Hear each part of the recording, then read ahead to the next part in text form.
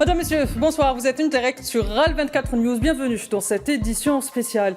Et ce soir, on consacre cette émission à une bataille des temps modernes. Celle de l'image, du récit, de l'opinion. Car aujourd'hui, les guerres ne se mènent plus seulement avec des armes, mais aussi avec des mots, des images et parfois des silences.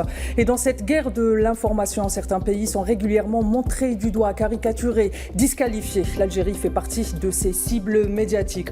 En effet, les médias français ont fait de l'Algérie une priorité éditoriale, non pas à travers une analyse rigoureuse de sa réalité politique et sociale, mais à travers un discours émotionnel répétitif, souvent à charge. C'est ce que nous allons appeler ce soir l'Algérie bashing émotionnel. Un traitement qui juge avant de comprendre, qui accuse sans contextualiser et qui invisibilise tout ce qui contredit le récit dominant. Ce bashing n'explique pas l'Algérie, il met en accusation, il ne cherche pas à comprendre une trajectoire historique marquée par la colonisation, la guerre de l'indépendance et la conquête de la souveraineté, mais à produire un récit rassurant pour une partie de l'électorat français, parfois proche, même très proche des idées fascissantes.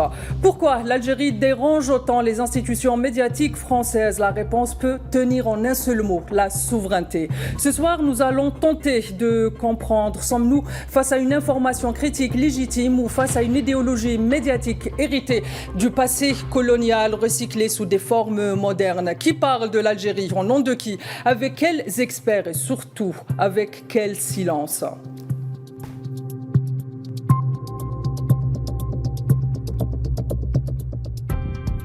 Madame, Monsieur, bienvenue dans le plateau de cette édition spéciale qui sera consacrée donc essentiellement à ce documentaire qui a été diffusé par France Télévisions hier et qui charge l'Algérie. Pour en parler, j'ai le plaisir d'être accompagné ce soir de Tarek Hafid, qui est journaliste et observateur des questions internationales. Tarek Hafid, bonsoir, merci. Bonsoir, merci pour l'invitation. Merci d'avoir accepté notre invitation. J'ai aussi le plaisir d'être accompagné ici sur le plateau de Kamel Mensari. Vous êtes directeur de publication du Jeune Indépendant. Bonsoir. Bonsoir. Merci d'avoir accepté notre invitation. C'est toujours un plaisir de vous recevoir. J'aurai le plaisir également d'être accompagné depuis le Cameroun de Jonathan Batangene, spécialiste des questions africaines. Bonsoir, Jonathan. Bonsoir à tous les invités et à tous vos téléspectateurs. Merci d'avoir accepté notre invitation et dans un court instant on sera rejoint durant un laps de temps de Brahim Tahroubt, qui est directeur de publication du quotidien El Moudjahid. Et sans plus attendre, messieurs, on va rentrer directement dans le vif du sujet de ce qui est aujourd'hui la guerre médiatique ou l'offensive médiatique que mène la France contre l'Algérie. Et avant de revenir sur les questions de fond, il faut revenir à ce point à ce pas qui a été franchi hier avec ce reportage qui a été donc diffusé par complément d'enquête, qui a été diffusé dans la chaîne française France 2. Et je commence avec vous, Tarek Mensari. Vous avez... pardon, voilà, j'ai mélangé les deux. Kamel Mensari, c'est un mélange des deux. Monsieur Mensari, à chaud, j'imagine que vous avez regardé le reportage qui a été diffusé hier soir. Qu'est-ce que vous en pensez? Quelle lecture faites-vous? Non, je ne réagirai pas à chaud, je réagirai après... moult réflexions. Oui, après avoir bien regardé le reportage, et surtout l'avoir analysé sur tous ses angles, notamment contenant et contenu. Donc ce que nous constatons, c'est un pas franchi dans ce reportage. D'ailleurs, le titre, Rumeurs et coup tordu, entre services et entre Paris et Alger. Donc nous avons là une sorte de titre qui se voulait accrocheur, mais qui est révélateur. Donc on commence par les rumeurs.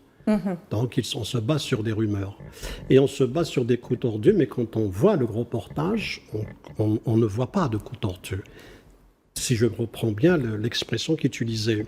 Mais ce qui est grave dans ce reportage, c'est qu'il a franchi un pas en s'en prenant au président de la République. Donc c'est un reportage destiné exclusivement contre le président de la République, en mettant la personne qui dicte tout, qui a commandité et qui est à l'origine de cette crise, c'est-à-dire même commandité le pseudo-enlèvement de Amir Dezed, le youtubeur algérien établi et qui est poursuivi par la justice algérienne, condamné aussi et protégé par l'État français qui l'utilise dans ce reportage d'une manière tout à fait abjecte, et pas abjecte, peu professionnelle aussi, c'est-à-dire On ne va pas aller dans une sorte de diatribe contre le président de la République par des qualificatifs qui sont inacceptables. Donc la chaîne a endossé les propos d'MRDZ, de cet individu, et ce qui signifie qu'elle les endosse et qu'elle les a véhiculés, qu'elle les a diffusés à dessein. Donc, même quand on est dans le journalisme, on respecte l'éthique, on respecte la déontologie. Lorsque vous faites dans un reportage qui est un montage, ce n'est pas un live. Donc on peut toujours revenir au montage et dire que cette phrase-là, qui porte atteinte au président de la République, ne passe pas. Donc on fait comme on peut faire taire ou corriger des erreurs techniques, faire des inserts ou quoi que ce soit, on peut éventuellement arrêter cette phrase et la couper. Mais là, c'est directement contre le président de la République. Donc on voit, à partir de là, l'idée était le fil conducteur de cette émission et de ce reportage, que ce soit dans toute sa trame ou dans sa technicité, est destiné exclusivement à démontrer que le problème dans la relation algéro-française est bien le président Tebboune. Mais en réalité, c'est une manipulation grossière. Pourquoi ? Parce que les crises entre l'Algérie et la France ne sont pas nées de 2019, ils sont antérieurs. Tebboune est venu prendre en charge un dossier qui cumulait depuis des années. La question de l'immigration, la question de la mémoire, la question de la libre circulation des personnes, la question des accords et la question justement des investissements. Nous sommes dans une logique aujourd'hui, c'est parce que nous avons probablement et réellement pris des positions qui n'arrangent pas Paris qu'aujourd'hui on se retrouve face à cette campagne médiatique des plus féroces. Et bien sûr, nous faisons le jeu, l'Algérie est devenue le jeu et le terroir électoral français. Donc quand on revient à ce documentaire, et je dis bien que c'est un commentaire grave, moi sur le plan professionnel, je ne suis pas ici pour jeter de l'huile sur le feu, mais pour dire les mots qu'il faut et décrire ce documentaire comme il faut. Il est anti-professionnel. D'abord, en tant que journaliste, j'ai fait de la télévision, j'ai été longtemps correspondant, je fais du montage, je sais ce que ça signifie, choisir les images, choisir le commentaire et choisir le script, c'est-à-dire la voix off que vous faites et comment procéder. Donc un reportage, une enquête de 52 minutes, ce n'est pas une enquête. C'est-à-dire c'est un ramassis de déclarations, et on en fait un montage. Mais il est destiné, tout ça est destiné contre qui ? Contre un chef d'État. Donc ce n'est pas quelque chose, je ne suis pas dans l'information, je suis dans la posture, je suis dans la manipulation. Parce qu'une émission, elle ramène une information. Ce qu'il existait dans ce documentaire a déjà été déballé par la presse française, dans les journaux, dans les émissions. Cette émission ne rapporte rien de nouveau. Elle ne rapporte rien. Ce qu'elle rapporte de nouveau, et qui est aussi problématique pour la morale et pour l'éthique, c'est bien le fait de s'en prendre à un chef d'État. Très bien, on va revenir sur la question de l'acharnement et de l'éthique des médias de la Ve République, aujourd'hui en particulier depuis quelques mois. Ce qui me ramène vers vous, Tarek Hafed, avec la même question. Vous avez aussi regardé ce reportage. Quelle est votre réaction ? Quelle lecture faites-vous justement des défunts ou des dessins éditoriaux rappelons-le, il est question d'un média public français. Exactement, oui. Alors, personnellement, par principe, je ne regarde pas tout ce qui est réalisé en France, que ça soit l'Algérie vue du ciel, etc. Parce que même là, il y avait des mentions, il y avait des enjeux politiques qui étaient précis à chaque fois qu'il est question. Non, je veux dire, tout ce qui est, tous les reportages, tous les documentaires qui sont réalisés en France, en tant qu'Algérien, ne m'intéressent absolument pas. Là, je vais dire que je me suis fait quand même violent. J'ai perdu. J'ai consacré un peu de temps justement à regarder ce complément d'enquête. Alors, comme le disait mon ami Kamel, on n'est pas du tout face à une enquête journalistique parce que, en fait, ce qui a été diffusé hier ne répond à aucune norme journalistique en termes d'investigation. Et encore une fois, en fait. Effectivement, il y a les attaques contre le président Tebboune, mais pas uniquement. C'est-à-dire qu'on revient au même mode. Attaque contre l'ensemble des institutions algériennes, c'est-à-dire les trois pouvoirs. Donc, l'exécutif, le judiciaire et le parlementaire. Le judiciaire, en s'attaquant justement aux décisions de justice prises par la justice algérienne, que ce soit dans l'affaire Sansal ou dans l'affaire Glaise, et parlementaire par rapport à ce qui a été... contre la colonisation, la criminalisation de la colonisation. Il faut bien préciser que cette loi a été adoptée hier en seconde lecture donc au Conseil de la Nation, et alors avec des réserves quand même des sénateurs, et donc n'a toujours pas été promulguée. C'est-à-dire que on est en train d'utiliser un texte qui n'existe pas encore, c'est-à-dire sur le plan légal, pour, encore une fois, faire monter une mauvaise mayonnaise pour s'attaquer encore une fois à l'Algérie.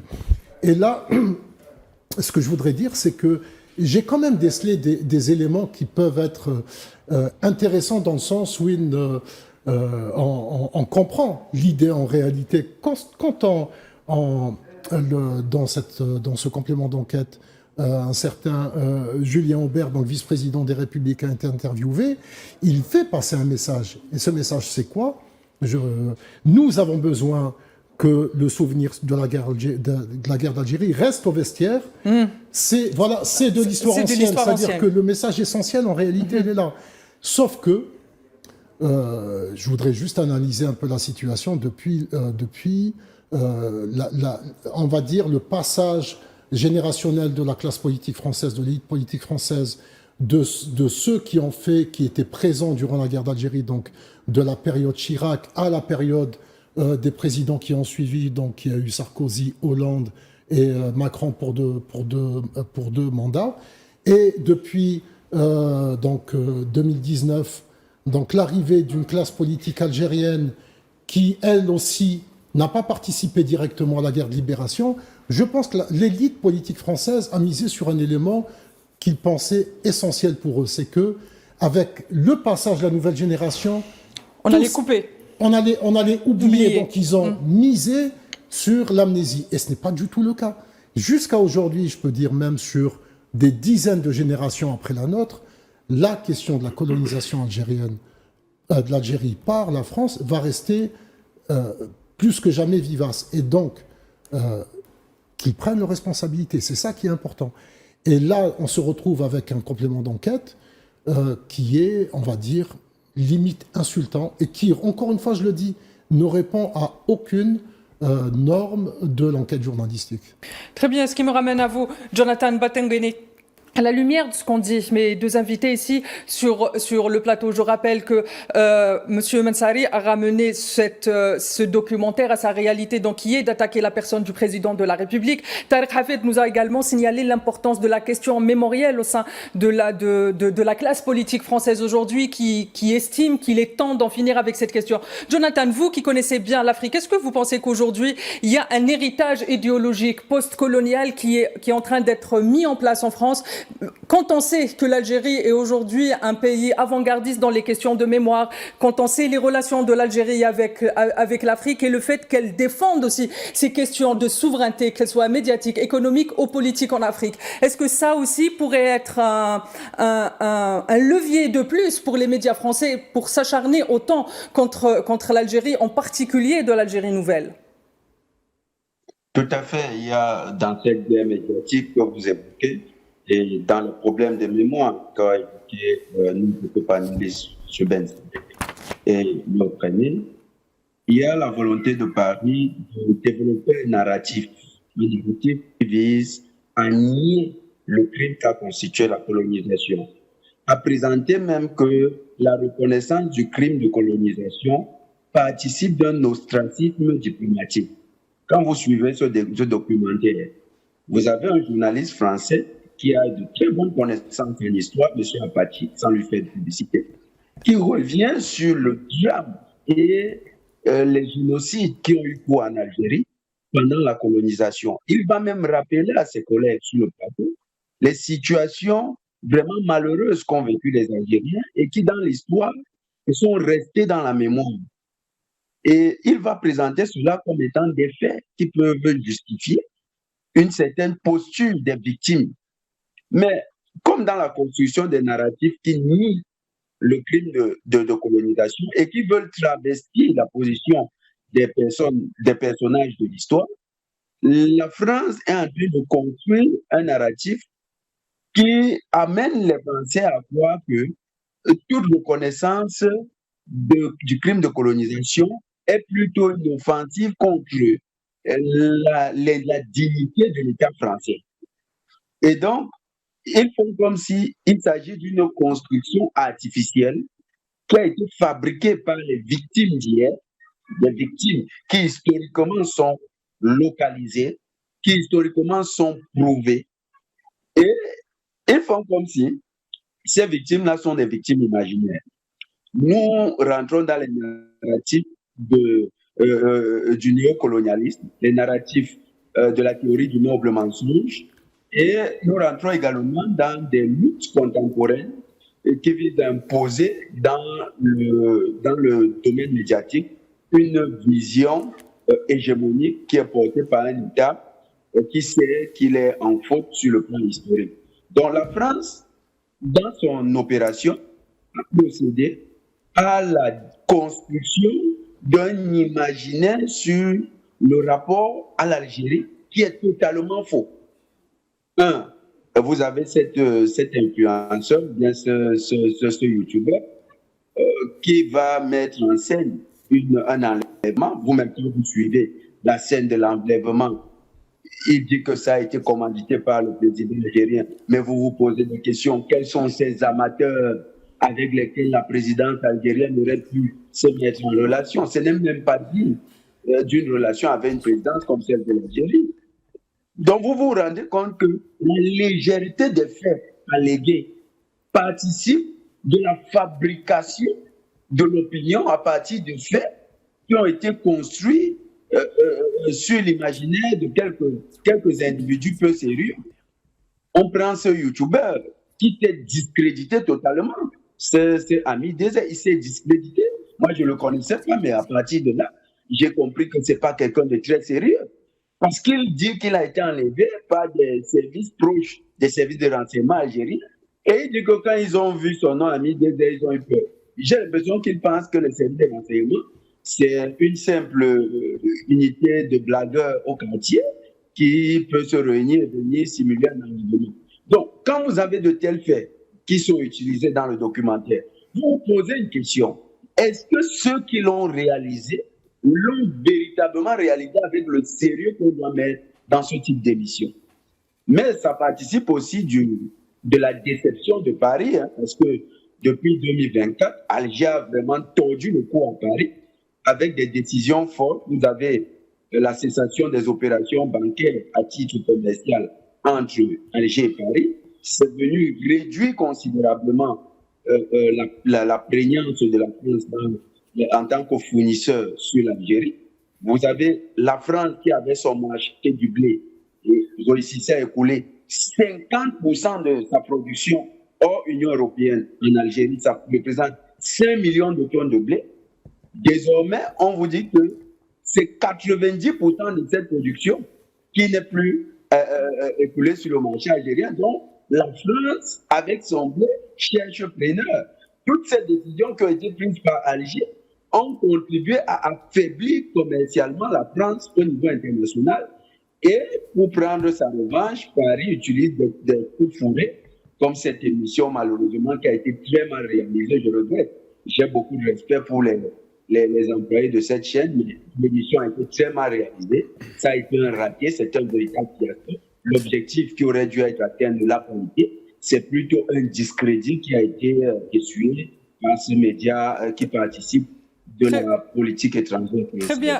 Très bien, Jonathan. Donc, on peut dire que cette première série de questions, le constat est le même. Il y a un aveu d'échec finalement de la France, mais aussi un recul des médias français. Très chers spectateurs, on accueille là tout de suite Brahim Tahroubt, qui est le directeur de publication du quotidien El Moudjahid. Monsieur Tahroubt, bonsoir. Merci d'avoir accepté notre invitation. Bonsoir, merci à vous de m'avoir invité. Monsieur Tahroubt, vous avez également regardé ce reportage comme nous tous ici ce soir. Est-ce que, à votre avis, est-ce qu'on peut dire aujourd'hui qu'il existe réellement une ligne éditoriale, idéologique au sein des médias de la Ve République qui soit affiliée à Bolloré ou qui soit affiliée à la télévision française, à la télévision publique, afin de à des fins finalement géopolitiques, mais surtout afin de contrecarrer l'Algérie dans un échiquier mondial qui est en pleine effervescence. Oui, effectivement, mais permettez-moi, avant de répondre à cette pertinente question, de rappeler un fait de l'histoire. 1959, Tunis, à l'imprimerie, alors que le journal El Moudjahid était en train d'être tiré. Et là, je rappelle un témoignage d'un des acteurs, l'ancien directeur de la rédaction du journal El Moudjahid, Reda Malik Allah yarhamou.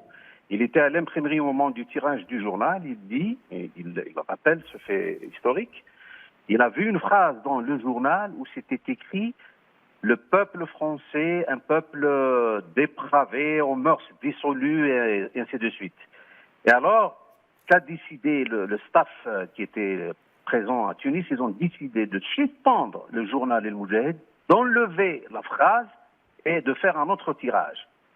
C'était un contexte de guerre.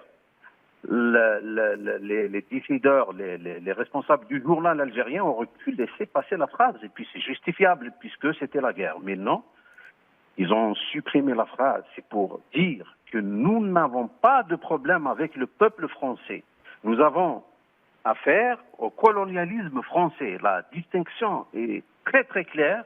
Nous n'avons aucun problème avec le peuple français. Et c'était la guerre. Si aujourd'hui, nous disons que des autorités algériennes, la presse algérienne dit que nous n'avons pas de problème avec le peuple français, mais avec une partie des Français de l'extrême droite française, ce n'est pas une déclaration pour plaire, une déclaration de circonstance, mais plutôt c'est une conviction assumée, et c'est pour ça que j'ai rappelé cette séquence de l'histoire. Maintenant, venons-en aux faits. Effectivement, on procède bien évidemment d'une stratégie de destruction massive, de salir, de traiter de la façon la plus basse l'image de l'Algérie. Je rappelle également que en une année, on a recensé plus de 2000 émissions des médias français consacrées à l'Algérie. Pourquoi autant d'émissions? Est-ce l'Algérie est aussi importante? Bien évidemment. Elle relève carrément de la politique intérieure française. Mais ce qu'il y a lieu de noter dans cette attaque absolument grave cette fois-ci, ça dépasse l'entendement, c'est quand on tend le micro à un influenceur, entre guillemets, sans éthique, sans déontologie, sans foi ni loi. Je dirais que la France 2 aurait pu faire beaucoup mieux que ça. Mais alors, beaucoup mieux que ça, c'était regrettable pour une chaîne publique française. On en est arrivé à ce stade où on traite un président de la République de tous les noms d'oiseaux. Est-ce que vous avez vu ou entendu une émission de télévision, un article de la presse algérienne traitant de quoi que ce soit, tout ce qui est en train de subir le président français Emmanuel Macron, et Dieu sait qu'il est en train de subir des attaques absolument incroyables de par le monde entier. Mais jamais nous n'avons osé de le traiter de la manière avec laquelle un média public français est en train de traiter le président algérien. C'est sincèrement regrettable et c'est une attaque, ça franchit le Rubicon. C'est inacceptable comme attaque venant de la part d'un média public français. On aurait, entre guillemets, accepté, on a l'habitude, on a pris le pli des attaques des médias de Bolloré et autres, des médias privés, de CNews et j'en passe. Mais venant de la part d'un média public, c'est sincèrement regrettable et c'est décevant.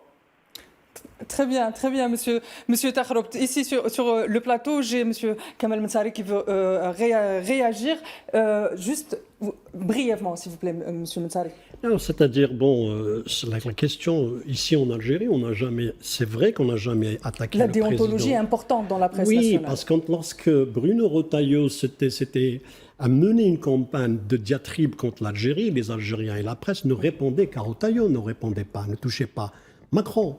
Donc même les émissions de télévision, mais ce qu'on voit aujourd'hui, comme je l'ai dit au début, que cette émission était dirigée contre le président de la République, cela c'est un message politique.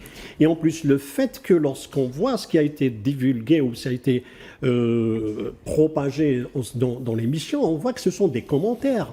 Nous sommes dans la posture. C'est-à-dire, quand on fait parler, comme je vous ai dit, un MRDZ, nous sommes dans une sorte de on donne la parole à quelqu'un qui n'a aucun statut. Il n'a pas de statut. Quand je dis n'a pas de statut, ce n'est ni un homme politique, encore moins ce n'est quelqu'un qui diffuse des vidéos sur YouTube. Mais ça, on le sait. Autre chose. On s'en prend aussi à la diaspora. Monsieur Mensari, on va pas, vous n'allez pas me précéder sur la réponse parce qu'il y a la question qui vient sur la diaspora. Justement, pour revenir sur ce point de MRDZ. Depuis longtemps, on voit que les médias français se servent de faux experts, se servent de personnes qui arrivent des ONG, de think tanks, etc. Vous gardez la réponse bien au chaud concernant ces experts parce que, très chers téléspectateurs, on se retrouve juste après cette courte page publicitaire.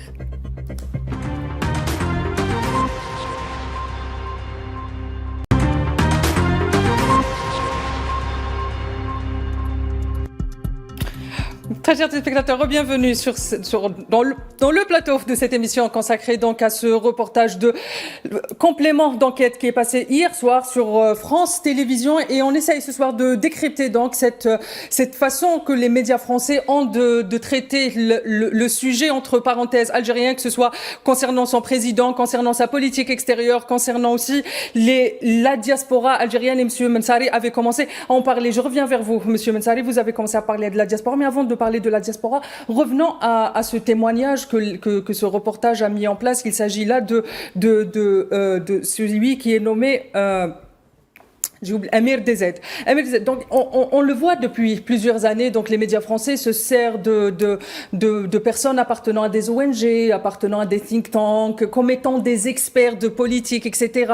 On les voit qui légitiment le récit dominant de la France, non seulement sur l'Algérie, mais aussi sur l'ensemble du tiers-monde. Est-ce que vous pouvez nous expliquer comment est-ce que vous, qui êtes dans les médias, comment est-ce que ces structures, finalement, ces témoignages participent à ce bashing violent de l'Algérie? Ce ne sont pas des témoignages, encore moins des experts. Donc ce sont des gens, des polémistes. Je citerai par exemple, si vous considérez que Louis Sarkozy est un expert. Par exemple, on voit des gens comme Louis Sarkozy. Oui. Donc ceux qui sont choisis notamment par CNews et les médias de Bolloré, ce sont des gens qui sont là pour justement tirer à boulet rouge contre l'Algérie sans aucune raison. C'est-à-dire juste pour faire brasser du lectorat de l'extrême droite. Donc on est dans une posture non pas médiatique, journalistique, professionnelle, encore moins d'analyse. Regardez ce qui s'est passé avec Jean-Luc Apathy lorsqu'il a dit la vérité. C'est quelqu'un, lui, qui est crédible. Il a suffi qu'il parle, il a été vraiment... il a reçu un retour de flamme incroyable. Donc, voyez-vous, même quand on est objectif, donc il n'y a pas d'experts. Il est revenu sur des faits réels. Il n'y a pas d'experts en France, encore moins des analystes. Un analyste est censé être objectif. Un expert est censé être objectif. Là, lorsque quelqu'un comme M. Apathy ou bien Benjamin Stora, qui est un historien, lorsqu'il veut remettre les choses à l'ordre, lorsqu'il veut dire la vérité, la part de la France dans les massacres en Algérie et dans sa politique de durcissement et de ce basculement vers l'extrême droite, il est justement attaqué par ces médias et par cette extrême droite. Donc nous sommes aujourd'hui face à pas des experts, encore moins des analystes, mais des gens embrigadés, recrutés, spécialement dont l'objectif final est d'attaquer l'Algérie.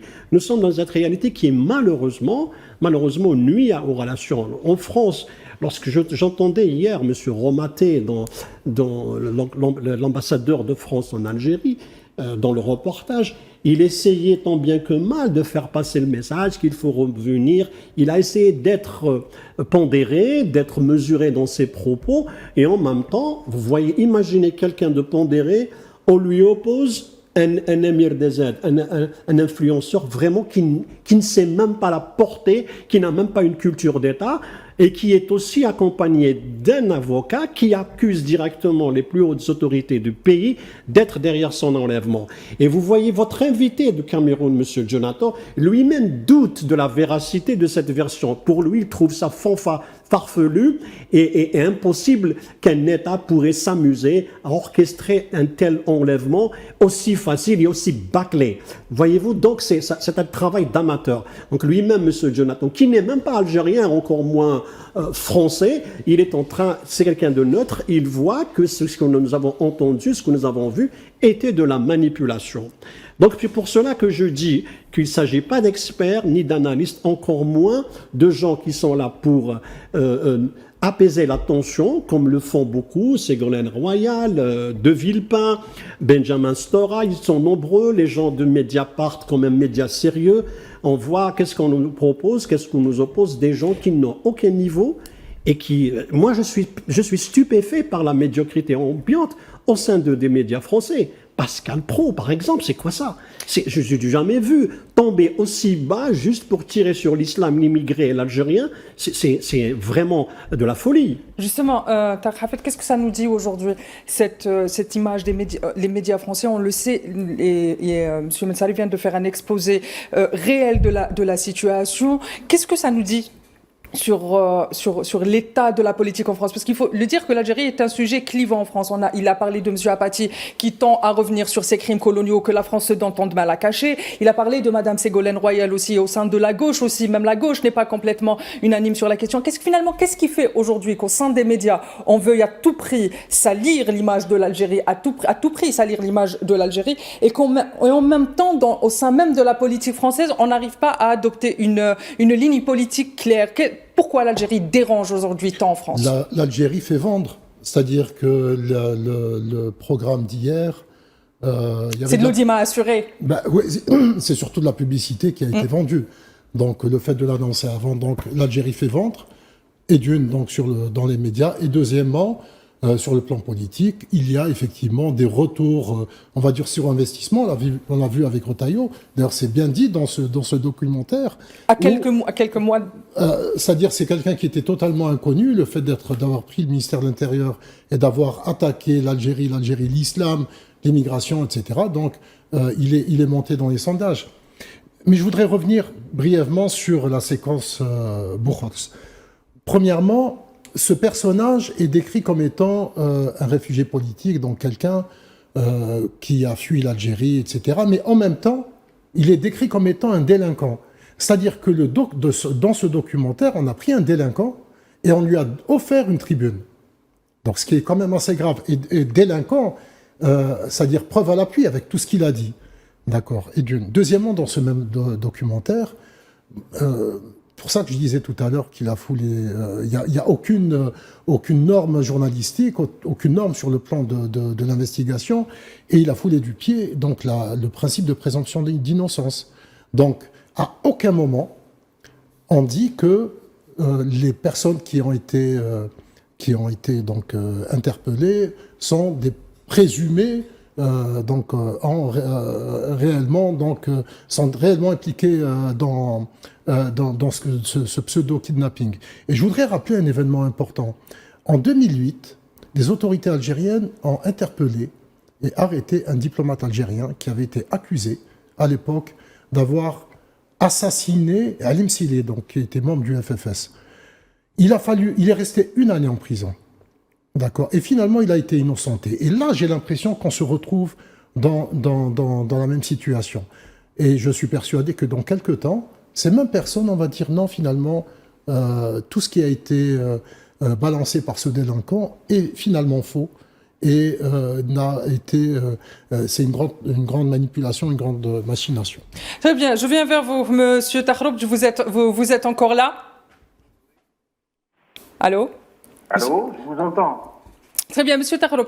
Est-ce qu'à votre avis, aujourd'hui, quand on voit que c'est un média, vous l'avez bien précisé, l'ensemble des invités l'ont précisé, quand on voit que c'est un média public qui s'en pris aujourd'hui à la personne du président, à la justice algérienne, au Parlement algérien, ce qui constitue la souveraineté de l'Algérie, à côté de l'ensemble des attaques qu'il y a eu dans ce qu'on appelle communément les médias de Bolloré. Est-ce qu'aujourd'hui, on peut faire le lien finalement entre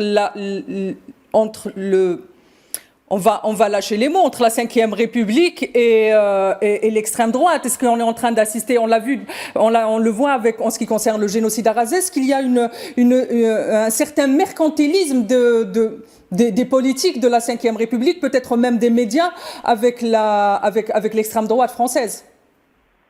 Bien évidemment, ça saute aux yeux. Et surtout, il faut contextualiser entre guillemets, cette enquête ou un complément d'enquête avec ce qui s'est passé en Algérie avec la loi criminalisant le colonialisme.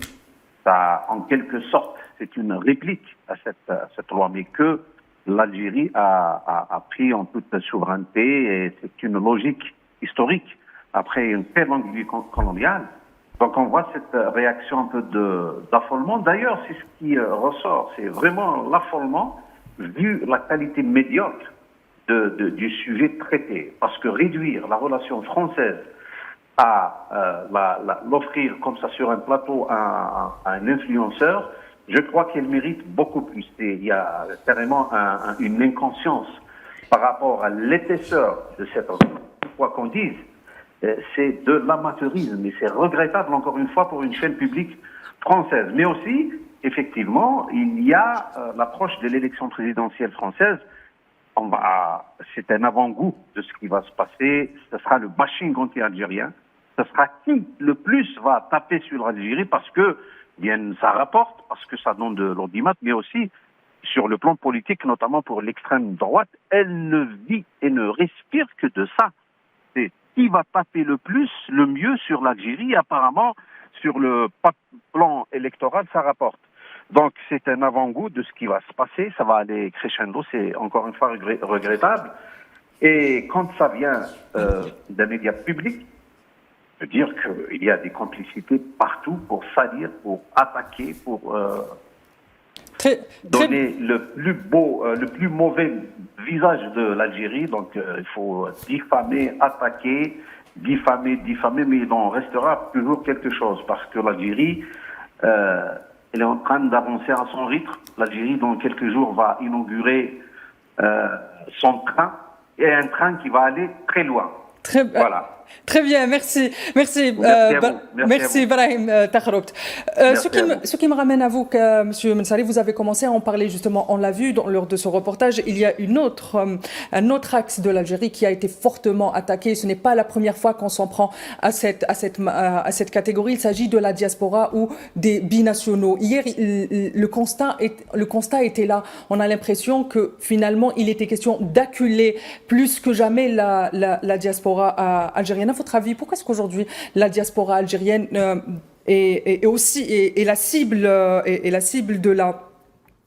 des médias français, qu'ils soient ceux de Bolloré ou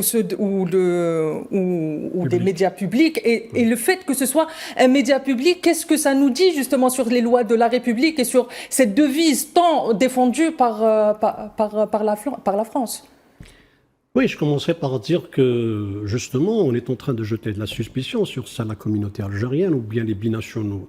Comme quoi les binationaux algériens ne sont pas vraiment français, n'agissent que pour l'intérêt de l'Algérie, qui sont plutôt toujours algériens au lieu d'être français à part entière. Donc, on a vu, d'ailleurs, M. Karim Zeribi, on a parlé lorsqu'il a démontré, il a dit que les Algériens, que la communauté algérienne en France est intégrée dans le système français. Ils sont des hommes d'affaires, ce sont des cadres, ce sont des responsables, qui sont des élus.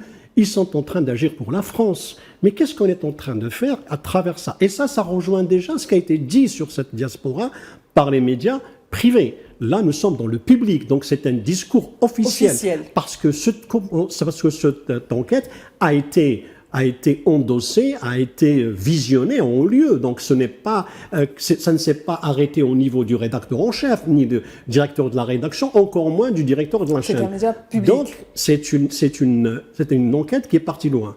On est en train d'accuser les Algériens de France ou bien les binationaux d'être à la solde de l'Algérie. Est-ce qu'on a débattu en France sur ce que fait les binationaux israélo-français? Les Israéliens français ont le droit, ils ont la double nationalité, ils vont combattre en Palestine, ils tuent des Palestiniens. Prenez l'exemple du député Meir Habib. Il est à la fois militaire, pro-israélien, pro-sioniste, il défend Israël ouvertement. Le CRIF agit pour le compte d'Israël. Ouvertement, c'est une institution qui impose le narratif, qui défend les intérêts d'Israël. Personne n'en parle. Est-ce qu'on peut parler aujourd'hui de racisme systémique à l'encontre de la diaspora? Ce n'est pas simplement un racisme, il y a ce qu'on appelle une perversion des réalités. Vous êtes en train de dire au monde entier, nous Algériens, Marocains ou Tunisiens, ou toute cette immigration, qu'il y a une immigration seule qu'on doit protégée et qui ont le droit, qui a deux pays, c'est-à-dire prenez l'exemple de n'importe quel Israélien, franco-israélien qui a combattu, il mettra Israël en premier. Et lorsqu'il s'agit d'Algériens qui font le travail, qui construisent, qui constituent des ponts entre l'Algérie et la France, dans l'intérêt des deux pays, là c'est la suspicion, non, parce qu'il s'appelle Mohamed, parce qu'il s'appelle Sebaï, parce qu'il s'appelle Zeribi, ce n'est pas du tout un Français, c'est un Algérien. Non, c'est faux. Il y a une véritable campagne anti-algérienne, non seulement parce que cette diaspora, elle a réussi en France, elle s'est imposée, elle devient presque une alternative. On la recherche chez les médecins, on la trouve chez les ingénieurs, on les trouve partout, ils se sont imposés. Mais ils dérangent parce qu'ils donnent l'image d'une communauté qui a réussi. Et on ne veut pas que cette image se maintiennent ou s'imposent en France. On veut la montrer comme une sorte d'espions. Ce sont des gens qui ont de la duplicité, qui ne sont pas français réellement, mais en dessous de table, ils sont algériens parce qu'on a cité un exemple. Et encore, sans preuve, on entend une fois, on ne sait même pas si elle est algérienne ou pas. Donc, mais celle qui a répondu ouvertement, en dépit du matraquage du journaliste français, elle a dit « Je n'ai jamais été approché par les services algériens pour travailler pour l'Algérie ». Et c'est là le problème. Donc, rappelons aux Français que ce que vous faites avec les Israéliens, avec les Algériens, faites-le avec les Franco-Israéliens. Faites-le, comme ça on saura que vous êtes crédible. Mais vous ne le faites pas parce que ceux qui le contrôlent, les médias en France et la politique sont majoritairement pro-sionistes. Et c'est là où le bas blesse. Vous voyez, donc, il y a deux poids, deux mesures. Donc, arrêtez de voir les Algériens comme des sous-marins, comme des sbires, comme des barbouzes. En réalité, ce sont des gens qui se sont intégrés, qui ont réussi en France et qui participent à la construction de la France que beaucoup n'ont pas réussi. Et je rejoins les paroles qui ont été, je répète et je termine là. À un moment de l'histoire, les Algériens, les paroles de Madame Sebaï, lorsque devant le Parlement, ça a été montré dans le reportage. Elle a dit quoi? Elle a dit que lorsque l'extrême droite française était pétainiste, était pro-nazi, les Algériens d'Algérie étaient en train de libérer la France. Et c'est ça, c'est cette extrême droite qui est en train de renverser l'image, renverser la vapeur pour s'acheter une virginité qu'elle ne pourra jamais avoir. Justement, ce qui me ramène, on va rebondir sur ça directement. Tarek Hafid, on va parler de l'extrême droite, on l'a vu. Est-ce qu'il y a aujourd'hui donc une complaisance de l'extrême droite, notamment qui passe par cette image de la diaspora? On essaye de la rendre invisible, on essaye de la déshumaniser, on essaye et le mot a été lâché dans les médias français de Barbou. Ça aussi, le poids des mots est très important. Et même Macron, en choisissant un ministre de l'Intérieur, sachant l'importance de l'intérieur dans la Ve République et ces institutions, est-ce qu'on est en train d'assister aujourd'hui à une histoire d'amour finalement, ou à une lune de miel entre la Ve République et l'extrême droite, et finalement l'Algérie et sa diaspora sont les premières cibles, parce que il faut revenir à Le Pen et à toute cette histoire de la chute de la République française et de la naissance même de la Ve République, de la guerre de libération, de la mémoire et de toutes ces questions centrales. Ce que je disais tout à l'heure, l'Algérie, en fait, a on va dire une valeur politique, une valeur marchande, tout à fait. Donc, il est important pour l'extrême droite de miser dessus. Beaucoup plus que d'autres pays du Maghreb ou d'autres pays, on va dire, de l'Afrique subsaharienne. Je donne juste un exemple. À un moment, au plus fort de la crise, c'est-à-dire quand il y avait Retailleau, il y a une personnalité politique en France qui ont dit « Nous devons instaurer un système, un mécanisme pour éviter que des Algériens puissent prendre des postes sensibles, notamment dans les services de sécurité, services de renseignement, etc. » Et donc ça avait plu beaucoup au sein de cette catégorie extrémiste. Sauf qu'il y a des responsables, notamment d'anciens responsables des services de sécurité, notamment un qui a dit « Mais attendez », il a dit « Si on arrive à déjouer des attentats islamistes, c'est notamment grâce à la possibilité d'avoir des Maghrébins aussi, surtout des Algériens, qui comprennent l'arabe, qui connaissent les mécanismes, qui ont cette capacité de pouvoir filtrer, avoir des informations, pouvoir parler l'arabe, etc., etc. » Donc, effectivement, plus il fera en sorte de stigmatiser donc les Maghrébins et surtout les Algériens, puisque c'est la cible. C'est la cible.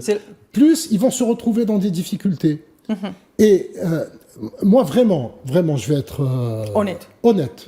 Moi, je voudrais vraiment que cette extrême droite puisse, c'est-à-dire décrocher le pouvoir et être au pouvoir, ne serait-ce que pour voir justement comment ils vont se comporter avec un pays comme l'Algérie. Vraiment, c'est-à-dire, je suis vraiment étonné. Même si, au plus fort de leur ADN, ils sont contre justement la notion de prise de pouvoir pour rester toujours dans ce semblant d'opposition et pouvoir être toujours, c'est-à-dire être à l'affût, être toujours, c'est-à-dire dans l'attaque, dans l'invective, dans l'insulte, et pouvoir profiter justement de cette valeur algérienne sur le plan politique et même sur le plan financier. Très bien, Jonathan Batangene, une dernière question avant de rendre l'antenne ce soir. Jonathan, à la lumière de ce qui a été dit par les gens présents ici dans le plateau aussi, Monsieur Brahim Takhrobt, à votre avis, quel est aujourd'hui l'enjeu géopolitique qui se cache derrière ces attaques incessantes de médias publics français, mais aussi des médias de Bolloré à l'encontre de la France, quand on sait que Bolloré contrôle par exemple les ports en Afrique, qu'aujourd'hui l'Algérie mise sur la souveraineté économique africaine? Aujourd'hui, l'Algérie constitue le pays africain qui présente le plus le visage d'un pays souverain et un pays qui est prêt à défendre sa souveraineté, mais surtout qui l'affirme en n'ayant pas peur d'ouvrir le procès de la colonisation. La loi que vous avez évoquée, la loi sur la colonisation, vient sanctionner des années d'omerta sur des crimes qui ont été commis contre les peuples du Sud, les peuples autrefois colonisés. Cette loi n'a pas été rédigée dans le cadre d'un ostracisme contre la France. Ce n'est pas une loi qui a été rédigée pour écœurer le petit Français de Sedan, d'Amiens ou bien d'Aubervilliers. Non, c'est une loi qui intervient à la suite d'un véritable massacre, d'un génocide historique qui est daté, répertorié, documenté. Et quand vous allez, j'ai eu le plaisir de visiter le musée de Moudjahidine à Alger, vous avez cette mémoire qui est cristallisée, avec des dates, avec des éléments, avec des preuves concrètes. Les différents massacres que le journaliste a présenté, le journaliste français a présenté sur leur plateau, c'est des éléments qui sont concrets. Et ça ne relève pas d'un imaginaire. La France, sur le plan géopolitique, oppose à cette réalité un narratif qui vise à nier, mais qui vise aussi à intervertir les rôles. Dans cette intervention, la France se présente comme étant une victime imaginaire bien sûr, une victime de l'Algérie qui sera un bourreau permanent. Alors, dans la construction d'une Algérie comme bourreau, la France s'invente l'Algérien comme d'abord la figure, soit ce n'est pas un terroriste, si ce n'est pas un terroriste, c'est un citoyen qui défend on ne sait pas quel type de liberté, comme ce monsieur Ami Désert, qui raconte des faits invraisemblables. Je tiens à rappeler que l'émission s'appelle Cache Investigation. Donc, ça veut dire que c'est de l'investigation. Si M. Ami Désert a effectivement été enlevé, il a porté plainte dans quelle unité de police? Très bien, dans Jonathan. L'émission d'investigation, on aurait tous ces faits. Donc, vous ne les voyez pas.